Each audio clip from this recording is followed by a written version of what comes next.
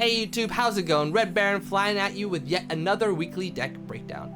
This week, we have Thunder Nexus brought to you by Jack Kyomu. Now, before we get into it, take this time to hit that like button and subscribe if you haven't already.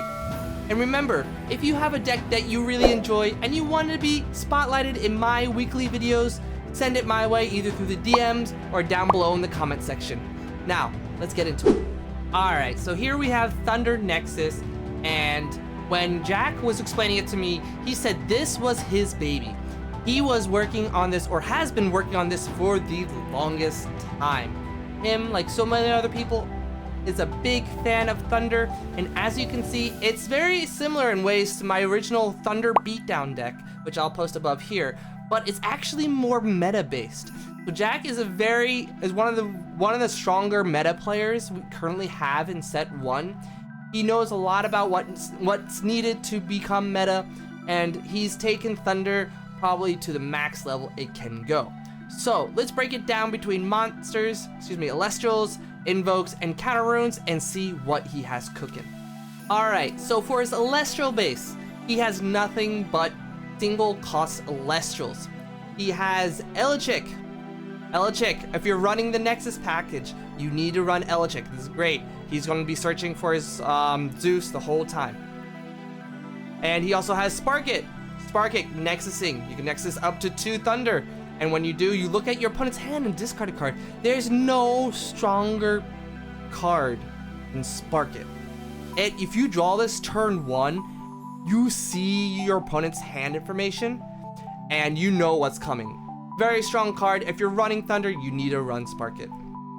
And of course, my boy, Toxian. You're running the entire Nexus package, so you need Toxian. When you receive a Thunder, it deals 1 damage. This, along with Ultra Stars, is just a crazy combo. You should be running them both together at every single time. And then, of course, you have the other Nexus monster, the one and only, the Astrabbit. Astrabbit, when it receives 1 or more Thunder, you can look at the top 3 cards of your deck and add one of them to your hand and shuffle the rest back in. Now, with a look, you do not even need to show your opponent what you get, which is crazy. This card is good, but we all know that, so let's move on.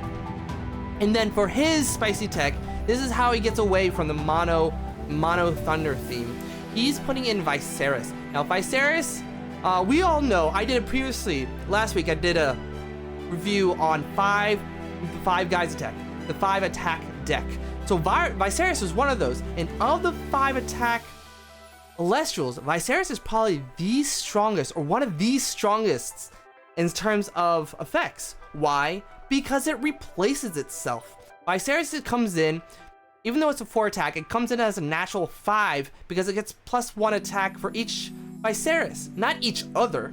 So it counts itself. So it comes in as a 5/2, and then when it destroys an Elestral, you can special summon another Viserys from your deck. It gives you that field pressure, and right now that is really key in Elestrals.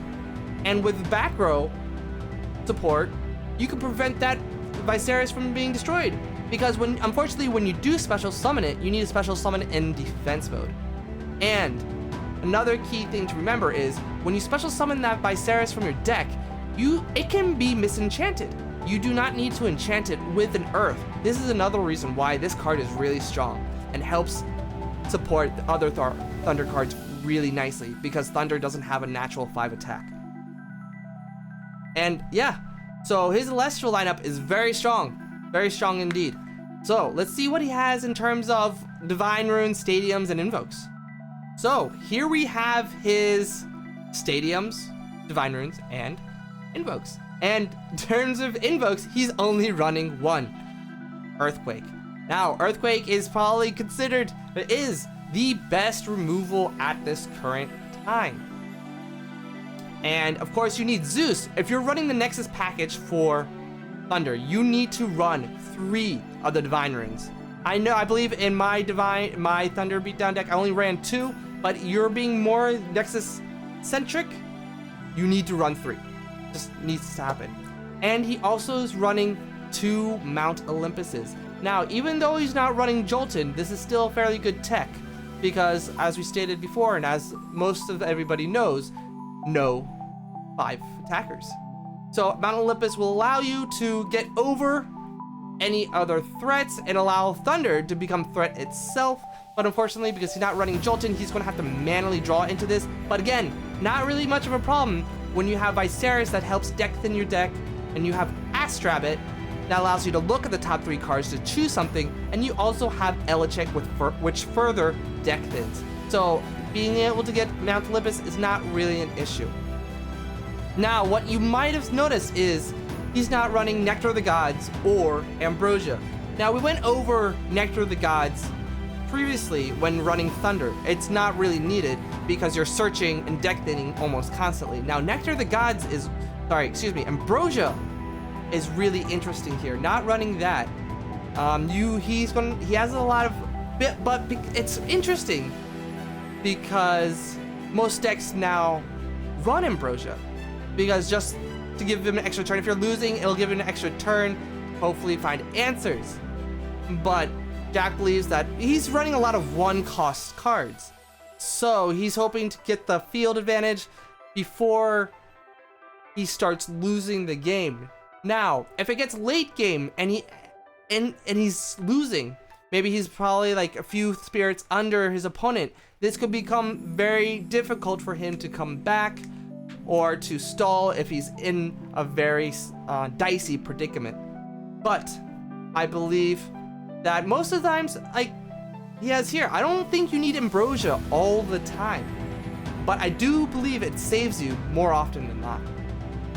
So let's see what he has in terms of counter runes. All right, so here are his counter runes. We have the staple package. You have Jack. He just runs all the counters, which is what you need to do for metas. So not only is he running the Poison Tipped Arrow, Gorgon's Gauge, Shields of Achilles at 3, he's also running Tsunami at 3, and he's running Alter the Stars at 3.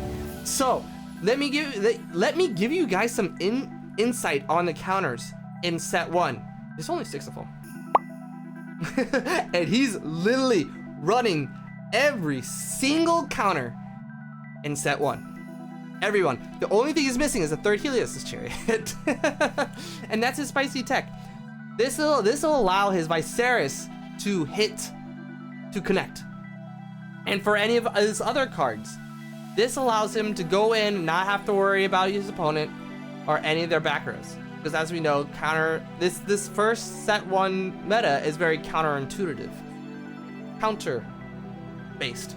There's a lot of counters, and usually the person with the most counters wins. But because he's not running Ambrosia, running the Gorgon's Gazes, the Helios Chariot, Shield of Achilles, and Poison Tipped Arrow, which normally costs at least 2 spirits. He could run into some issues if he's forced to activate these very fast. So he has to be careful about how soon he activates these and when he activates, or he's going to be out of spirits before he can actually play his Elestrals. But this is great. Alter Stars, obviously, this is a must for any Nexus-based deck. Alter the Stars is a must-have. Nexus 1 of any spirit. If you do, change the position of an Elestral. So what does that mean? He's going to use this to either Nexus onto his Toxian or Astrabbit and proc their effects. It's great. He'll be able to either look during his opponent's turn or deal damage. I know most of you that have seen some of my games, I love the Toxian combo with Alter Stars. Yes, Tsunami, obvious choices. Prevents your opponent from attacking. Should be three ofs in all decks.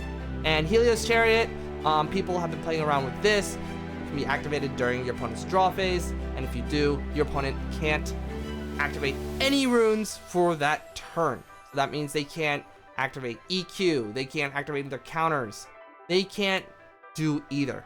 And if he wants to, he could activate this during his opponent's turn as well to stop them from either healing or using their own EQs or using their own Resting of the Laurels.